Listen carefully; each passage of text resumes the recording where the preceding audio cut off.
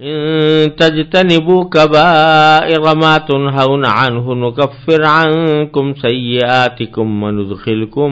مدخلا کریما۔ اس آیت کریمہ کا ترجمہ یہ ہے، اگر تم ان بڑے بڑے گناہوں سے پرہیز کرو جن سے تمہیں روکا گیا ہے تو تمہاری چھوٹی برائیوں کا ہم خود کفارہ کر دیں گے اور تم کو ایک باعزت جگہ داخل کریں گے۔ اس آیت کریمہ میں اللہ تبارک و تعالی نے گناہوں کے لیے دو لفظ استعمال فرمائے ہیں،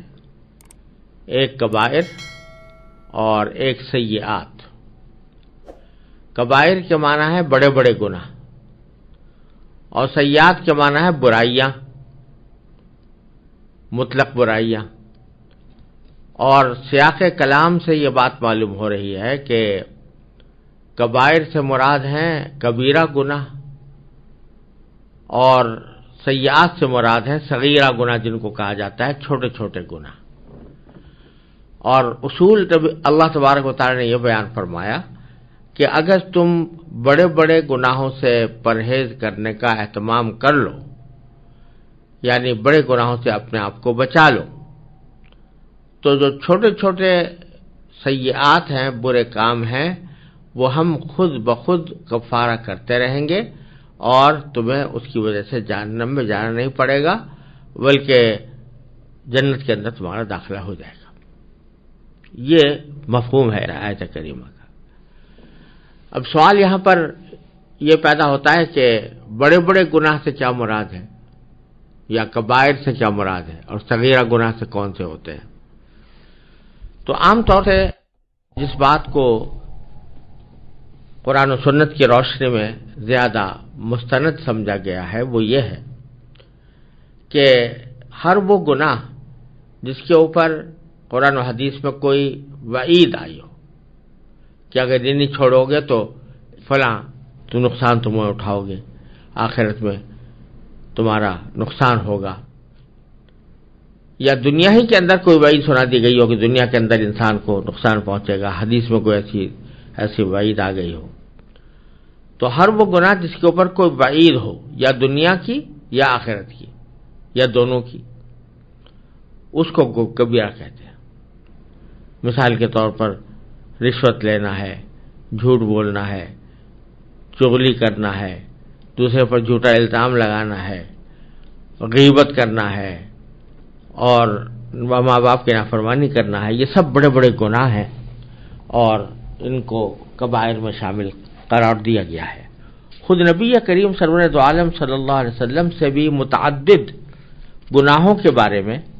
یہ منقول ہے کہ آپ نے ان کو کبیرہ گناہ قرار دیا۔ چند احادیث میں اس وقت پیش کرتا ہوں جس میں رسول کریم صلی اللہ علیہ وسلم نے مختلف گناہوں کو کبائر میں داخل قرار دیا ہے۔ ایک حدیث میں ہے کہ رسول کریم صلی اللہ علیہ وسلم نے فرمایا کہ کبیرہ گناہوں میں بھی جو سب سے بڑے ہیں، اکبر الکبائر، میں تمہیں ان سے باخبر کرتا ہوں، وہ تین ہیں۔ ایک اللہ تعالیٰ کے ساتھ کسی مخلوق کو شریک یا ساجی ٹھہرانا،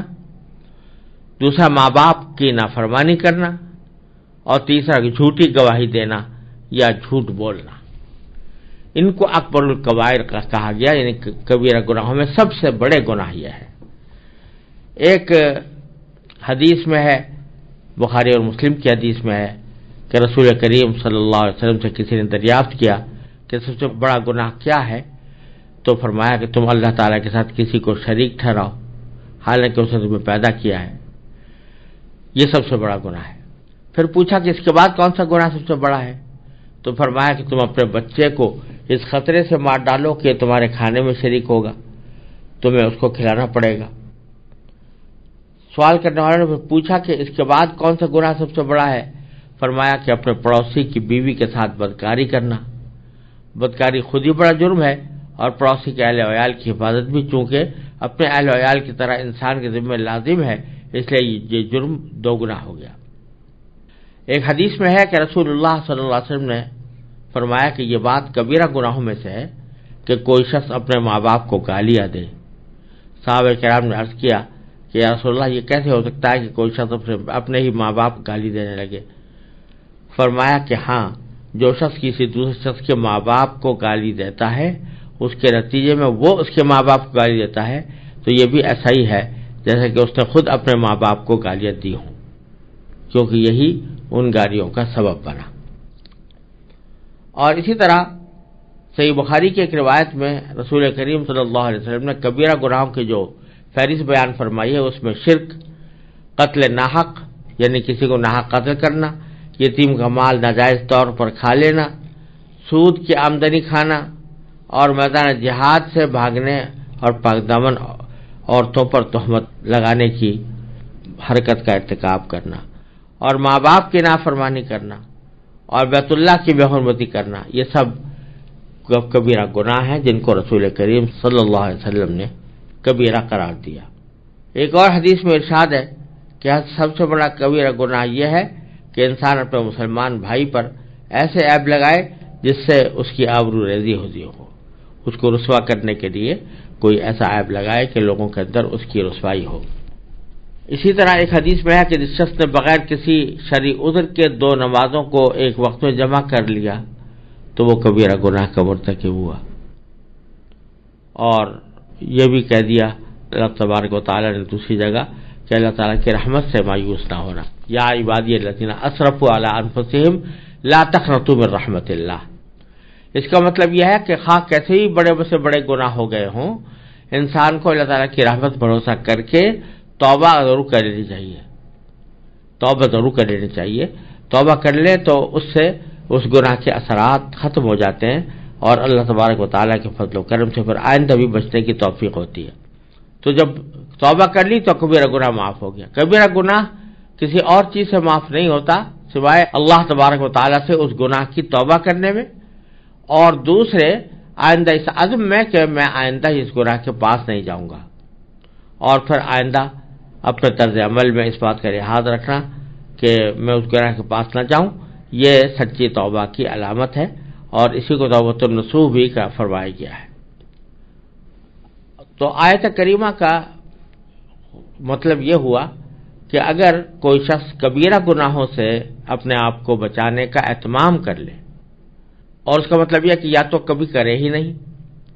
یا اگر کبھی سرزد ہو گیا تو توبہ کر لے، سچے دل سے توبہ کر لے، جس کی تفصیل پیچھے گزر چکی ہے، تو وہ توبہ کرنے کے نتیجے میں جب پاک ہو جائے گا کبائر سے،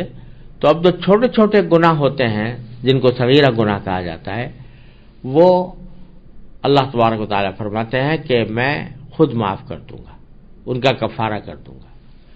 اور احادیث سے معلوم ہوتا ہے کہ یہ کفارہ نیکیوں کے ذریعے ہوتا ہے۔ مثلا اگر آدمی نماز کے لیے مسجد جا رہا ہے تو حدیث میں ہے کہ ہر قدم پر گناہ معاف ہوتے ہیں، تو اس سے مراد یہی گناہ صغیرہ ہے۔ یا اسی طرح اگر کوئی شخص وضو کر رہا ہے تو وضو کرنے کے اندر حدیث میں ہے کہ اس کے وضو کرنے سے اس کے ہاتھ پاؤں کے سے گناہ جھڑتے ہیں، تو یہ بھی صغیرہ گناہ جھڑتے ہیں، ورنہ کبیرہ گناہ توبہ کے بغیر معاف نہیں ہوتے۔ اور جو حقوق العباد ہیں وہ توبہ سے بھی معاف نہیں ہوتے جب تک کہ صاحب حق ان کو معاف نہ کرے یا اس کا حق ادا نہ کر دیا جائے۔ یہ اللہ تعالیٰ نے ایک بڑے اپنے کرم کی بات فرمائی ہے کہ تمہارے چھوٹے چھوٹے گناہ ہم اس طرح معاف کرتے رہیں گے، بشرطے کہ تم بڑے گناہوں سے، کبائر سے اپنے آپ کو بچائے رکھو۔ تو اللہ تعالیٰ ہم سب کو توفیق عطا فرمائے کہ ہم کبائر سے بچیں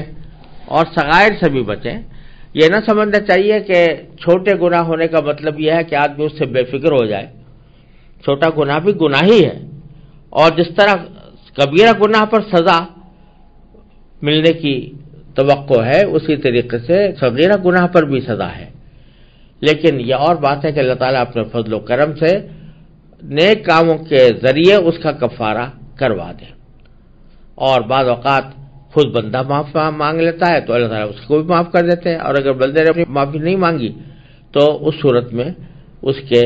نیک اعمال کے ذریعے ان صغیرہ گناہوں کا کفارہ کر دیا جاتا ہے اس آیت کریمہ کے روح سے۔